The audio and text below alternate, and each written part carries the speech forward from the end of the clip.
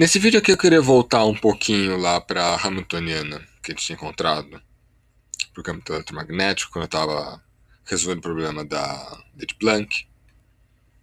A gente ia chegar na seguinte situação: tinha lá uma soma sobre todos os modos de propagação que são ressonantes dentro da minha caixa, soma sobre todas as polarizações do fóton, e eu tinha que H cortado C K vezes N Kp mais ou menos. A gente tinha chegado nessa energia para o meu campo eletromagnético.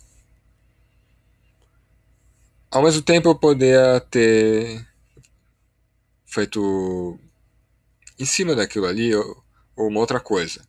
O campo eletromagnético, ondas eletromagnéticas, na verdade, carregam um momento também. Se eu tivesse olhado o que deveria ser o momento daquele campo eletromagnético, por exemplo, você poderia imaginar que a sua caixa não está em repouso, por exemplo. Você obteria o seguinte: eu teria uma soma sobre todos os modos de polarização, eu teria aqui H cortado, K vetor, N, K e P. Ou seja, se eu obtivesse quem fosse esse momento em termos lá daquela decomposição de campo elétrico, campo magnético, e fizesse a mesma quantização, você ia chegar no seguinte: momento carregado pelo campo eletromagnético. E o ponto é que tem duas maneiras que eu posso interpretar essas equações aqui. Eu posso interpretar do jeito que eu estava fazendo, ou seja, eu tenho simplesmente uma coisa dentro da minha caixa, que é o campo eletromagnético, uma coleção de ondas ali, e essas ondas estão carregando energia em momento. Uma outra interpretação é a seguinte: notar que eu posso escrever essa energia como sendo simplesmente isso daqui,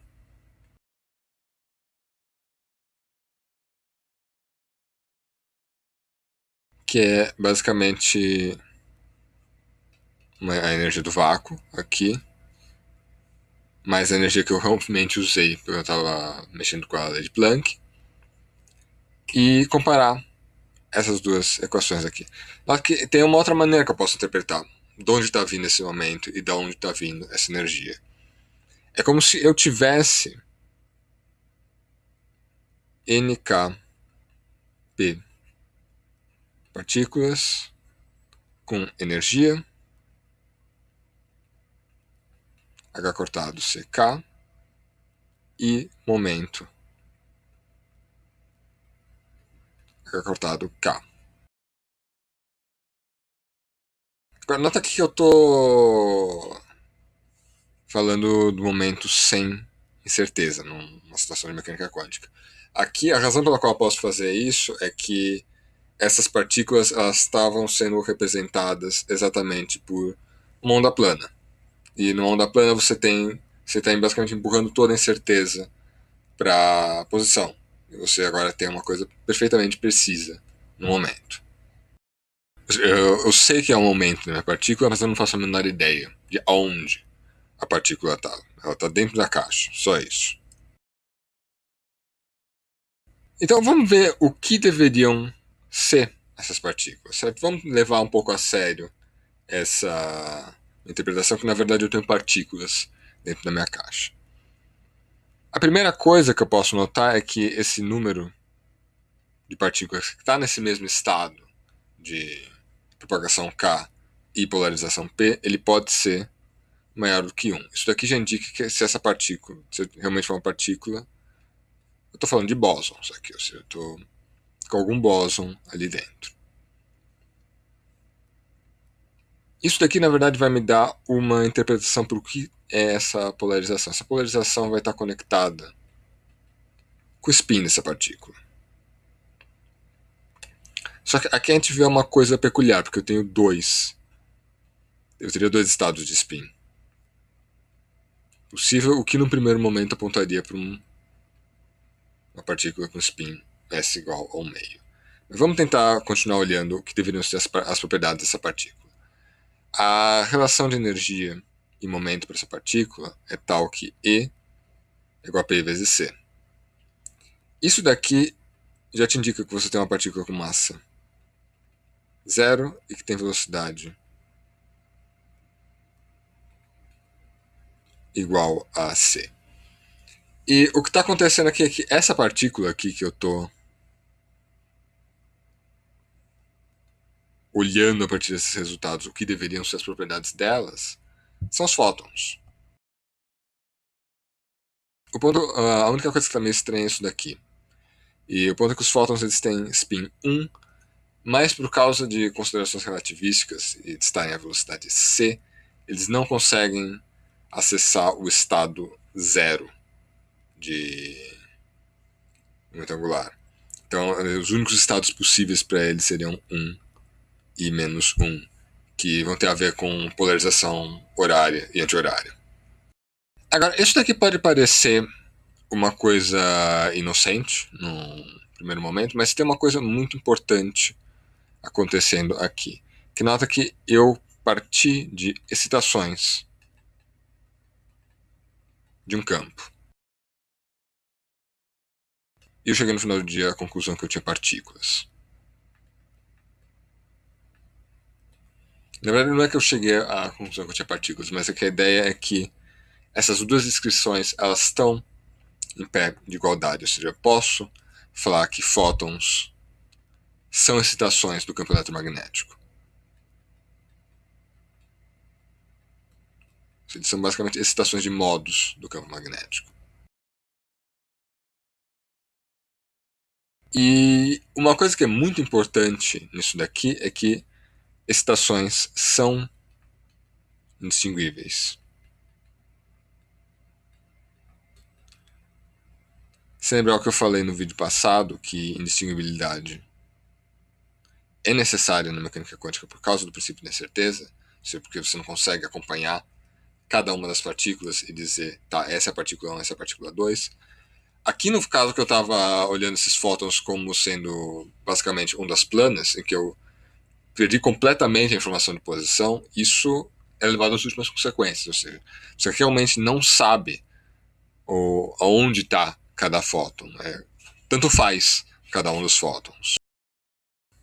E isso daqui vai automaticamente te dar, então, essa indistinguibilidade que a gente estava querendo. Ou seja, eu tratar as partículas como excitações ao invés de partículas, usando aquela imagem clássica que a gente tinha, né, que eu tenho lá uma bolinha, mesmo que eu poderia colocar alguma marcação nessa bolinha. Não, elas são, se tem algum campo ali, e essas partículas elas são realmente excitações que estão surgindo nesse campo, e a única coisa que você consegue saber é coisas como qual é a energia dessa excitação, qual é o momento dessa excitação.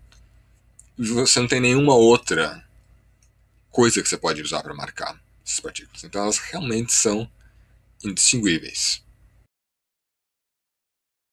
E o que a gente vai fazer vai ser basicamente estender essa ideia para não só fótons, mas todas as partículas. Ou seja,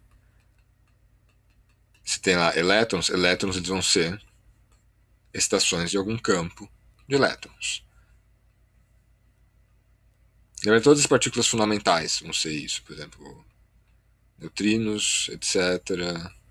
Você vai ter lá um campo para eles também. Todos os bósons aqui,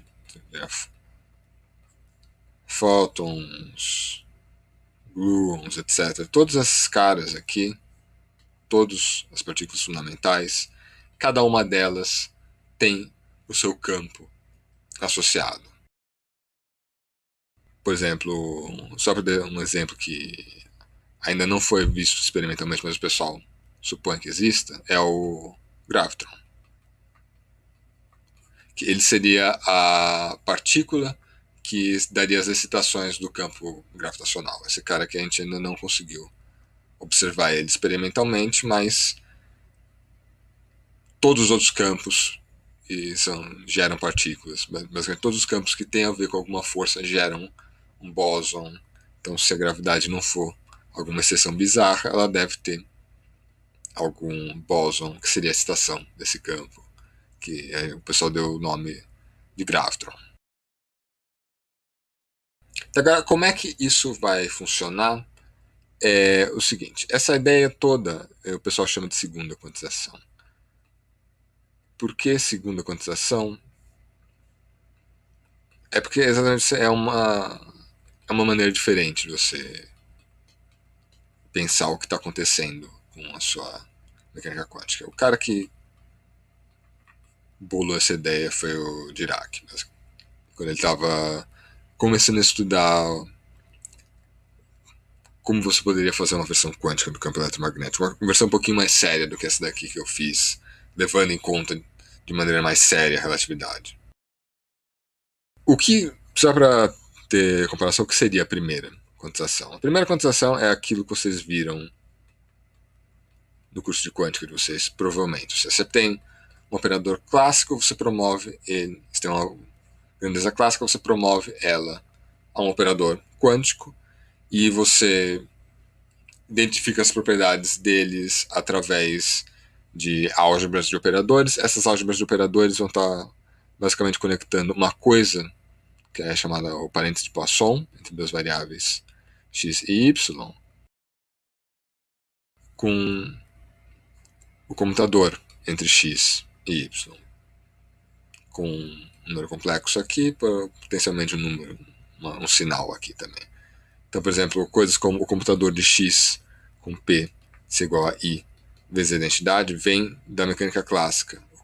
O parênteses de Poisson entre x e p ser igual a 1. Então, essa daqui eram as regras que guiaram uma boa parte do começo da mecânica quântica. Ou seja, como é que você ia identificando as regras, olhava os análogos clássicos, promovia operadores quânticos. Se você queria saber como é que era a álgebra dos operadores, olhava como é que funcionavam os parênteses de Poisson entre as variáveis clássicas.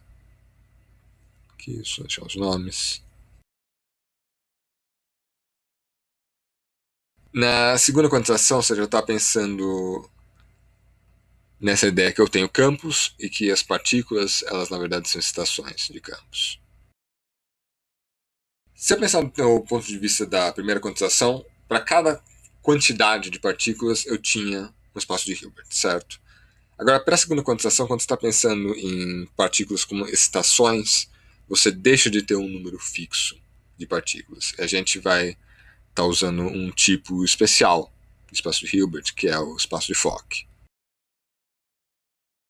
que é mais ou menos como se fosse o espaço de Hilbert de zero partículas junto com o espaço de Hilbert de uma partícula, espaço de Hilbert de duas partículas, etc. É como se você estivesse colando todos os espaços de Hilbert e tratando tudo de uma única maneira. Então, por exemplo, você poderia ter uma situação assim, eu teria. Espero que eu tenha, voltando lá para o caso do campo eletromagnético, eu tenho então algumas excitações possíveis. Eu tenho para cada valor de K de momento e de polarização P, eu vou ter uma excitação possível. Então, por exemplo, um estado no espaço de Fock seria uma coisa do tipo N K1 P1 N K2 P2 e assim por diante. Você estaria considerando todas as infinitas excitações possíveis na sua descrição do seu estado. Você estaria considerando todos aqueles números quânticos possíveis que apareceram lá na minha descrição da minha Hamiltoniana. Um jeito um pouquinho mais prático, digamos assim, para a gente lidar com esses caras aqui, é eu pensar que eu tenho operadores que criam excitações e que destroem excitações, que são os operadores de criação e aniquilação. Criação vão ser os daggers e aniquilação que vão ser os conjugados deles.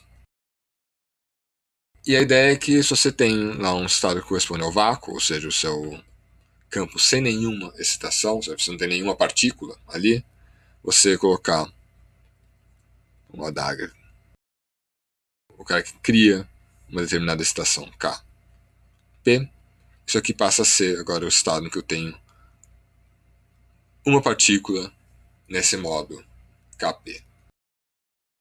E a álgebra desses operadores de criação e aniquilação é que na verdade vai diferenciar o que são bósons e o que são férmions. Basicamente, a gente vai ter as seguintes relações para bósons. Aqui, a delta Kq, a dagger K, a dagger Q igual a 0, a K, aqui é igual a 0. Ou seja, assim é que vai funcionar os bósons, e os férmions vai ser a mesma coisa, só que vão ser anti-comutadores, ao invés de comutadores na minha álgebra. K, dagger Q igual a 0, AK, aqui igual a 0. Esses aqui vão ser os férmions. E daqui você já sai dessa álgebra automaticamente o princípio da exclusão de Pauli. Se você olhar a dagger, isso daqui seria 2 vezes a, só que 2 vezes a dá 0. Ou seja, eu vou aplicar 2 vezes o operador de criação, que seria eu tentar colocar 2 excitações no mesmo modo, mata a minha função de onda. Ou seja, você não consegue fazer isso. Então aqui automaticamente você tem o princípio da exclusão. Agora, quando a gente está mexendo em mecânica estatística, a gente não vai estar pensando explicitamente nisso daqui, nesses operadores de criação, aniquilação. Isso aqui vai estar tudo funcionando por baixo do pano. O que vai acontecer é que esses caras aqui, eles são exatamente os microestados do grande canônico.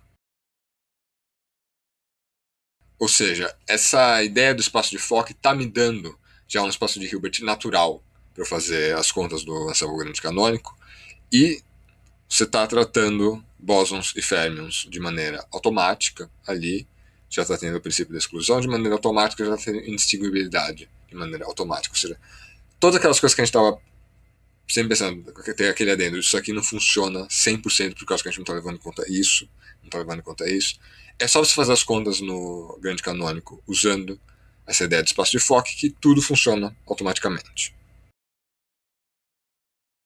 Então, a ideia no final é que você vai ter um certo conjunto de estados, né? Seriam basicamente os seus modos, aqui, por exemplo, Kp, no caso do campo eletromagnético, e você vai ter esses seguintes microestados, n sigma 2, n sigma 3, e assim por diante, potencialmente infinitos aqui, e o estado que corresponde a isso daqui vai ser o produtor em K, a dagger K sigma K, elevado a n sigma K, aplicado no estado que corresponde ao vácuo do campo em questão para essas partículas.